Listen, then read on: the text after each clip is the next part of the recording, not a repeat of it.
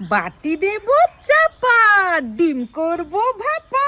নতুন ভাবে ডিমের ভাপা। প্রথমে আঁচ জ্বালিয়ে 4টে ডিম আমি সেদ্ধ করে নেব। সেদ্ধ হতে হতে শিলে সাদা সর্ষে, কালো সর্ষে এবং পোস্ত বেটে নিয়ে কাঁচা লঙ্কাও সাথে বেটে নেব। এবার সেদ্ধ ডিমগুলো খোসা ছাড়িয়ে নেব। এবার 3টে ডিম আমি হাফ করে কেটে নেব। কড়াই বসিয়ে তেল দিয়ে তেলে নুন এবং হলুদ দিয়ে ডিমগুলো এক এক করে ভেজে নেব। একটা টিফিন কৌটো নিয়ে সর্ষে, পোস্ত, লঙ্কা বাটা, টক দই, নুন, গোলমরিচ গুঁড়ো, হলুদ গুঁড়ো এবং চিনি দিয়ে ভালোভাবে মিশিয়ে জল দিয়ে দেব। তারপরে ডিমগুলো দিয়ে দেব।